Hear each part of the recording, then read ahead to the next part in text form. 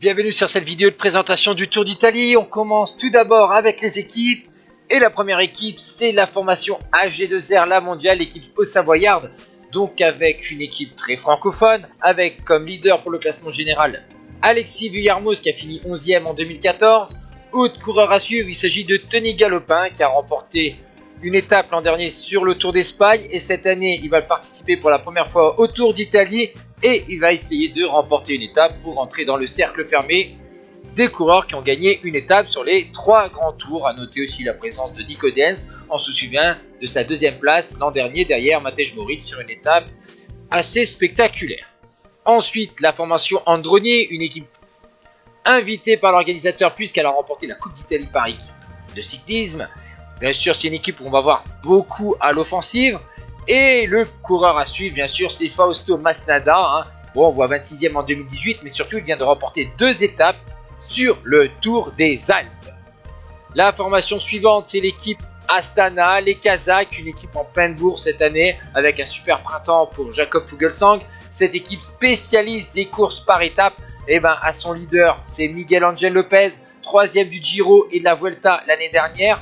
Meilleur jeune, il visera à nouveau le maillot blanc de meilleur jeune sur ce Tour d'Italie. Il sera aidé en montagne notamment par Pello Bilbao, surprenant 6e l'année dernière.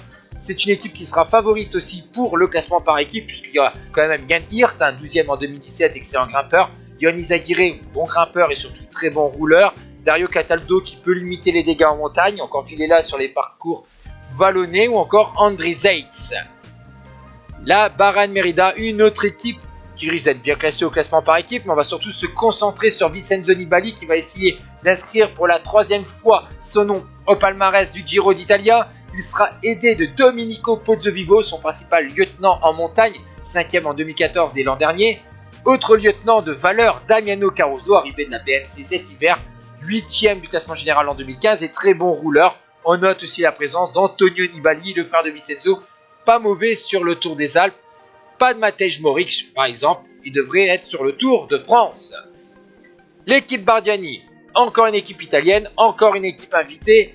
Là, on n'a que des coureurs italiens, Barbin, Maestri, Simeone, Seni, mais pas mal de jeunes, Orsini, Cofidis et Carboni, notamment le petit jeune Cofidis, qui est normalement une petite pépite. Maintenant, on va voir si un de ces coureurs jeunes prendra la suite de Ciccone, parti chez Trek, on va parler plus tard dans la vidéo.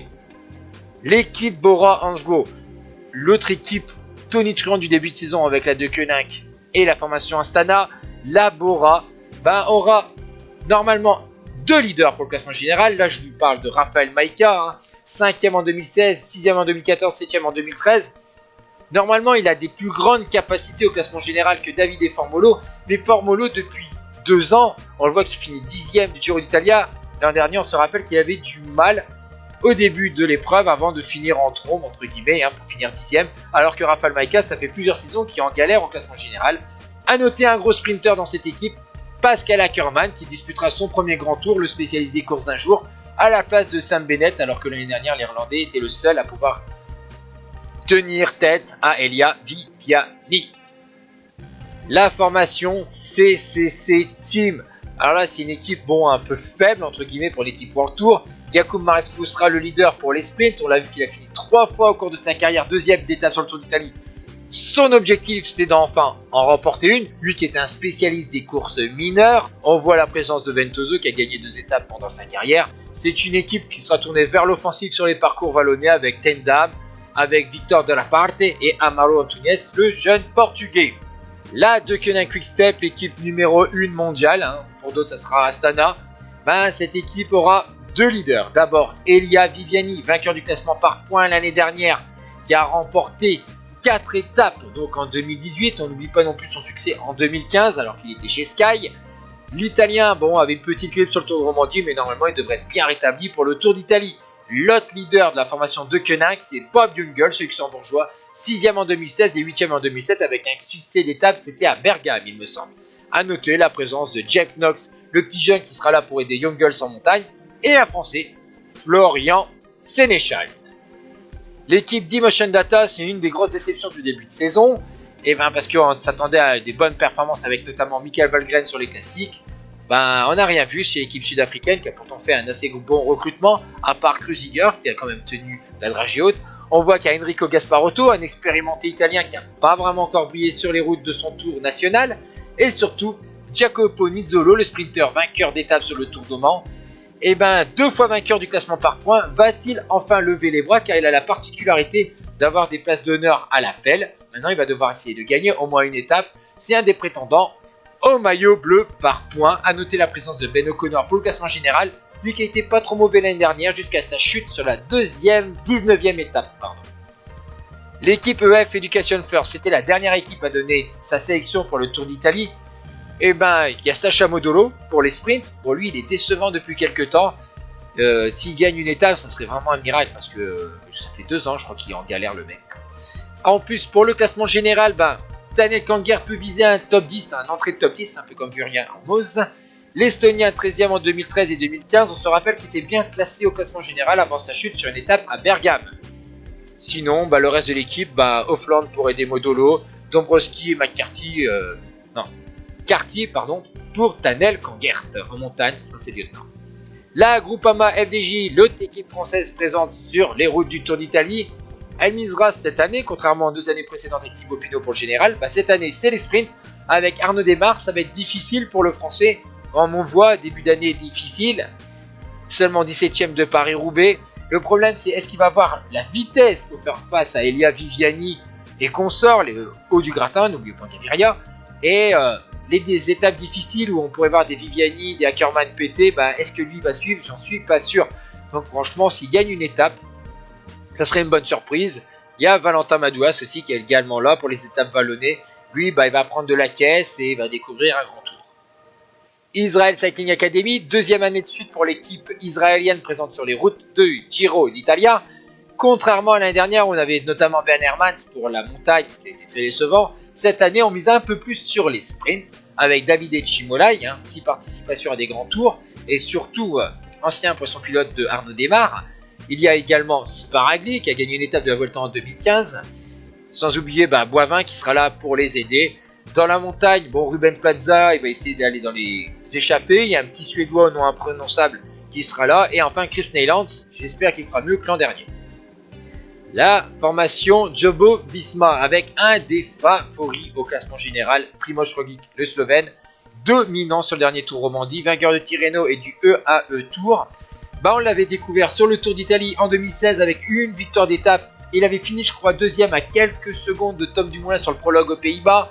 Et il aura une belle équipe autour de lui avec Lorenz de Plus qui normalement devrait être son principal lieutenant en montagne. Il sera aussi aidé de Sepp Kuss, l'américain, même s'il n'y a pas trop la caisse pour 3 semaines, Anton Toulouk ou encore Koen Bouwman. Chas van Enden, très bon rouleur, pourrait être un coureur intéressant sur les étapes chronométrées et il sera une référence pour aider Roglič pour avoir des temps de référence. La Katusha Alpecin qui vient de virer entre guillemets Marcel Kittel, et l'équipe russe ou suisse selon certains, parce qu'il y a une licence suisse mais c'est une équipe russe, c'est Ilnur Zakarin, prétendant au classement général, 8e du dernier Tour de Romandie, 10e de Paris-Nice. N'oublions pas qu'il a fait 5e en 2017, il a déjà fait un prologue, c'était sur une Vuelta. Bon allez, cette année, s'il tape dans les 5, ça serait pas mal. Sinon, ils viseront aussi les victoires d'étape avec Enrico Battaglin, le puncher sprinter, qui peut être un bon prétendant pour le maillot bleu puisqu'il sait se placer dans les sprints et gagner sur les étapes pour puncher. La formation Lotto Soudal, contrairement à l'an dernier où il y avait Tim Wellens pour gagner sur les étapes pour puncher, est-ce que Jelle Volanders va être motivé? Ça c'est une question, mais le principal atout c'est Caleb Ewan qui commence à monter en puissance avec ses 2 victoires d'étape sur le Tour de Turquie.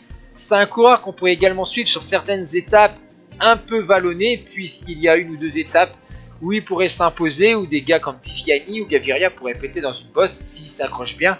Et on l'a vu sur le Tour de Turquie ou sur l'étape d'Atazam, qu'il a remporté également, qui ne déteste pas les pourcentages, et surtout on l'a vu aussi l'année dernière, 2e de Milan-San Remo. Sans oublier Thomas de Rennes, le baroudeur, il était 3e en 2012, c'était une autre époque, il visait le classement général, et maintenant c'est un baroudeur, et pourquoi pas remporter une nouvelle étape sur le Tour d'Italie. Il fait partie du cercle fermé des coureurs ayant remporté une victoire d'étape sur les 3 grands tours. La formation Mitchelton Scott avec un prétendant au podium, voire à la victoire d'étape, c'est le vainqueur de la Vuelta, Simon Yates, qui était dominant l'année dernière avec 3 victoires d'étape sur le Giro avant d'exploser dans le Colle des Fenestres. Simon Yates a retenu la leçon sur la Vuelta qu'il a remportée. Il a été un peu plus économe. Il a fait des progrès en contre-la-montre. On l'a vu sur sa victoire sur Paris-Nice, même s'il n'y avait pas de gros rouleurs. Il sera bien entouré en montagne avec Esteban Chavez. S'il arrive à finir le Tour d'Italie et retrouve une santé correcte, il y a Brent Buchwalter qui grimpe bien et qui roule bien, le jeune Lucas Hamilton ou encore le Basque Mikel Nieve. Si jamais Simon Yates, comme l'an dernier, explose, Nieve peut viser des victoires d'étape. L'équipe suivante, c'est la Movistar avec un autre prétendant au podium, Mikel Landa. Quand il était chez Sky, il n'avait pas eu de bol. Et ben maintenant, il est chez Movistar. Il n'y a pas Valverde qui est tombé un peu avant la doyenne. C'est peut-être une bonne nouvelle pour lui. Le seul problème, ce serait peut-être Richard Carapaz, 4e l'an dernier. Et on sait que la Movistar, quand il y a deux leaders, ben ils ont tendance à se neutraliser. Il n'y a pas vraiment joué une course de mouvement. A noter la présence d'Andrea Humador qui va devoir aider ses deux grimpeurs. Lui qui a fini 4e, la Giro d'Italia, c'était en 2015. Autre équipe invitée, elle est italienne et japonaise. C'est la Nippo Vini Fantini Faesane. Et ben, des coureurs italiens et japonais. Les coureurs à suivre, Baggioli, Canola, voire José Lobato sur une des arrivées compliquées. A noter la présence d'un vieux, Ivan Santamorita, 3 participations. On se rappelle de lui qui avait fait un bon Tour d'Italie en 2013. C'était il y a longtemps. L'équipe Sky, maintenant devenue Team Ineos, pas d'Egan Bernal. Malheureusement, la petite pépite brésilienne s'est pété l'épaule à l'entraînement. Et donc, ce sera toujours une équipe très jeune. Mais là, on a des doutes parce que c'est des coureurs qu'on n'est pas trop sûr qu'ils tiennent sur 3 semaines. On pense à Tao Geoghegan-Hart, 2e du Tour des Alpes, 2 étapes sur cette course italienne de préparation au Giro. Il y a également Pavel Sivakov, le russe, qui lui a gagné le Tour des Alpes et qui a remporté un Baby Giro il y a 2 ans. Il y a Eddie Dunbar, 3e du Tour du Yorkshire, Sébastien Ineos, une équipe très jeune où Christian Knez va faire un peu office de vétéran. Il reste encore 3 équipes, la formation Sunweb avec un des favoris avec Roglic au classement général, Tom Dumoulin, vainqueur en 2017 et 2e en 2018, 4 victoires d'étape, un début de saison traditionnel avec des courses traditionnelles, 4e de Tirreno, 6e de l'UAE Tour. Le rouleur va devoir prendre de l'avance sur les grimpeurs sur le contre-la-montre et normalement il devrait bien tenir la dragée haute en haute montagne, mais maintenant le problème sera Roglic. Il sera soutenu en montagne surtout par Sam Oomen, 9e en 2018, qui devrait figurer normalement sur le podium du maillot blanc. Il y a Backlands qui sera là aussi pour le soutenir en montagne, sans oublier l'autre belge, Louis Vervaek. La Trek Segafredo, l'avant-dernière équipe, une équipe basée sur Bauke Mollema.